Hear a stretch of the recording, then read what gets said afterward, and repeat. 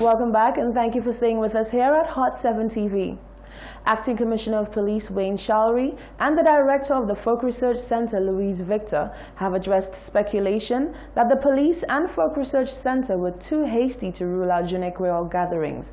Shalry further appealed to the public to cooperate with authorities during the unusual circumstances, which will replace what would have been a month of events. Following the announcement that Journée Creole will not be celebrated in its regular fashion in 2020, there have been concerns that authorities have jumped the gun, taking extreme action at an early stage. With the state of emergency set to end in September, it is believed that there would be enough time between September's end and that of October, when the event would usually be celebrated. Director of the Folk Research Center, Louise Victor, accompanied by Acting Commissioner of Police Wayne Shalry, sought to clarify why such a decision was taken at an early stage. We're still living with the pandemic. Our borders are open. There are so many factors. So I do not think that just an ending of the state of emergency is what is the only factor to consider in making that decision. You would also appreciate that Journée Creole, the magnitude of Journée Creole it's quite a beast that requires a great deal of planning. And so there are in light of this pandemic, there are certain new protocols that would have to be in place that you would have to prepare for. I don't believe we've reached that stage as yet. We know we're developing the plans along with the FRC. And when we've completed, we'll have a subsequent press conference to inform you of the way forward. The ACP says, though understanding of the void which will be left in the absence of community events, he anticipates the full cooperation of the general public. From a safety perspective, I want us to continue obeying the protocols when it comes to mass crowd events. It's nothing new. What we've learned throughout the months and months of being on the COVID, we've been conditioned into a new behavior model, and I implore and encourage St. Lucians to continue, following that behavior model, even into a Journée Creole, which should be the first time. We would have to basically stay home. ACP Shalry went on to commend the public on their adherence to the protocols currently guiding mass crowded events. Jacka Wooding, Hot 7 News. The Folk Research Center has decided that this year's Journée Creole will take a new form. The event as we know it will not be held in its full glory of community gatherings and cultural events, but instead, people are being asked to celebrate at home. Hot 7 took to the streets to find out whether members of the public thought the decision was the right one. On Tuesday, the public was informed that Journée Creole as we know it would be cancelled for 2020. We took to the streets to find out whether members of the public thought this decision was taken prematurely. Oh, well, for my opinion, the COVID is still there. I'm hearing about it, especially in the foreign countries. It is not affecting us too much right now. But the foreign countries are facing it. Every day you're hearing this one have more cases, this one have more.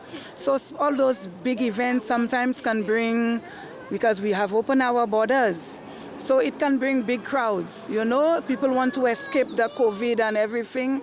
And sometimes people not perfect. So we can end up inviting these kind of situations into the country. So I think it's a forecast of what is going on around. So I think it's not premature. It's just, weighing the statistics as to what's going on out there and what can affect us here.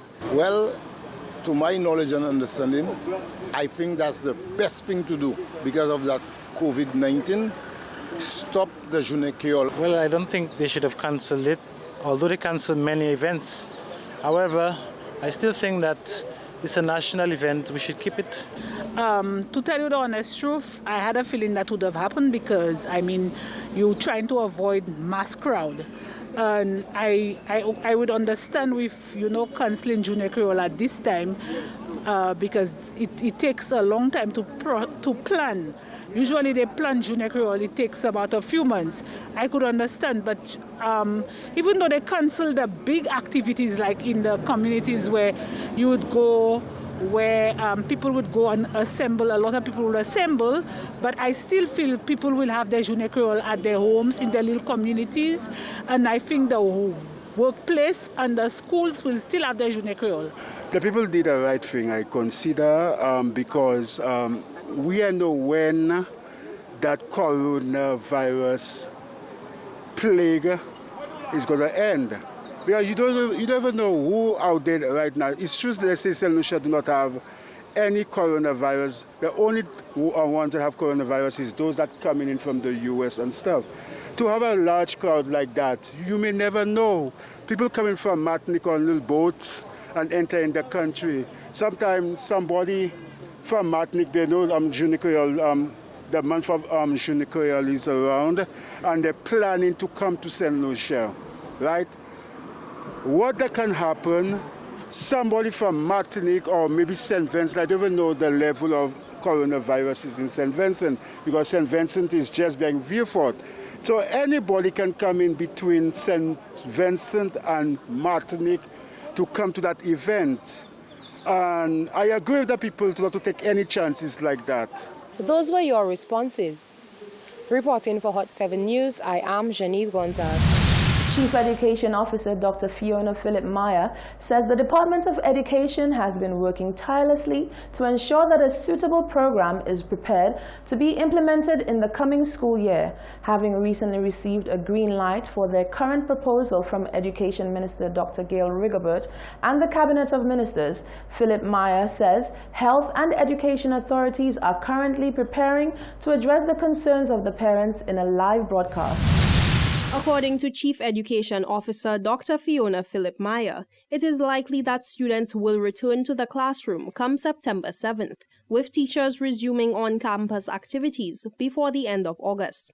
However, Philip-Meyer underscored that the situation remains fluid, and the final authority that must sanction this course of action is the Chief Medical Officer. The reopening of school is nothing that we take lightly, and so the first course of action was to get confirmation through the Department of Health, and in particular from the Office of the Chief Medical Officer, saying to us that a proposed reopening as of the 7th of September for children and the 31st of August for teachers is a possibility that we've been working towards, and we continue to engage our stakeholders, hopefully with the best possible program for our children who've been out of school since March, for the most part, except our grade 6 and our Form 5s. She says the current proposal has already been assessed by the Minister for Education and the Cabinet, receiving a pass from all parties. She believes that the success of this proposal has come as a result of heavy deliberation with a wide variety of stakeholders. It has been really widespread and diverse in terms of finding out what a good possible and a proposed way of reopening school could be. And so we had to wait for the endorsement and confirmation from the Minister of Education, which we've received as of yesterday. We've also had to present a memo to Cabinet, for which we've also gotten a Cabinet memo, a response to that, where we have confirmation from the Cabinet of Ministers. The CEO is urging parents and guardians with concerns for the reopening of school to tune in and engage with her, the Chief Medical Officer, and the Permanent Secretary for the Ministry of Education on Monday, August 24th, as they discuss the reopening in depth live from the NTN studios. Jacques Wooding, Hot 7 News. Back on Track Inc., in collaboration with the SDA Youth Department, the Borderley Correctional Facility, SDA Prison Ministry, and the OSCS have partnered to form the Reintegration and Planning Management Committee to help at-risk youth and the fallen young men reintegrate into society. Mastermind behind the initiative, Keith Smith, says it was always important to help persons find their way when they seem lost. However, given the current climate of the island due to COVID-19, he believes it is more imperative for youth and at-risk people to have support. Back on Track Inc., BOT is an organization aimed at assisting offenders in obtaining a stable and positive life and working environment, free of substance dependence and crime, as well as empowering young men and other at-risk youth to build themselves and other people in their communities while contributing positively to society. On Wednesday, the founder of BOT collaborated with the OACS, NSDC, the Borderley Correctional Facility, the SDA Prison Ministry, and the SDA Youth Department, and hosted a Zoom meeting to train the members of the group to ensure they are able to properly assist the youth they will be entrusted with. President Keith Smith explained that an initiative of this nature is needed given the current economic and social climate of the country. Everyone will be faced with situations in life.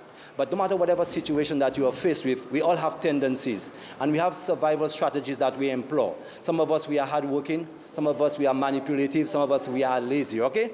So we have a natural instinct or different focus as to how we tackle problems. So Back on Track is saying that we need to build our resistance. Now, if you build your resistance, you can push against anything that comes against you. Now, spiritually, the Bible says, resist the devil and he will flee from you, okay?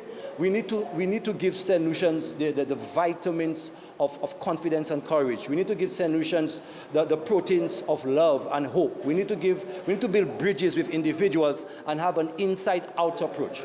Now, when you see you are young, you are short on experience, and you are very impatient. And most of our young people must understand that they need to be creative, especially in crisis. And Back on Track is hoping that through our youth training program, we'll help youth at risk to have an appreciation of addressing their needs correctly. He further went on to explain that the young and vulnerable may fall victim to many distractions and detrimental social ills, and it is the responsibility of all social groups to pull them back on their feet as well as guide them along the right path. As quick as we make deposits of love, of help, of support, there are withdrawals, there are challenges, there are vices, there are pressures upon young people. So we need to take time out to build the level of resistance of our young people and make sure that we begin with the mind. Because what we need, if we have faith, without faith nothing is impossible. If we have hope, and we understand the importance of courage to press forward, no matter whatever the circumstances, whatever the situations. And if we have confidence in the Supreme Being, the Creator of heaven and earth, who is all-powerful and all-knowing, we can press forward and tackle whatever situation that we are faced with. Director of the Youth and Chaplains in Ministry of the St. Lucia Seventh-day Adventist Church, Richard Randolph, explained that church as an institution should be the biggest investor in the reinstating of fallen youth, as well as the body to keep people on the right track. We want to make a difference in the lives of young people. We know that there are a lot of delinquent young people. There are a lot of persons who have many issues that we need to deal with as a youth institution, or the youth arm of the Seventh-day Adventist Church. So we just want to partner so that we can make a difference in St. Lucia for St. Lucians. I think the church is in a prime position to do that because, of course, we are preparing individuals to live on earth and, of course, to live with God in heaven. So we want people to be good citizens of earth. We need to ensure that we instill value in those individuals. And yes, the church needs to do that. We pride ourselves in upholding moral standards. We pride ourselves in being part of the change process. And we actually want St. Lucians to know that we are there for you, particularly the youth. We are there for you. Smith explained that the Back on Track Inc. will provide an environment that will meet the psychological and mental needs of young men and provide opportunities for youth to make a difference in their individual lives and the lives of others. Reporting for Hot 7 News, I am Genevieve Gonzalez. You're watching the Hot 7 TV Nightly News. Stay with us, we have more news after this break.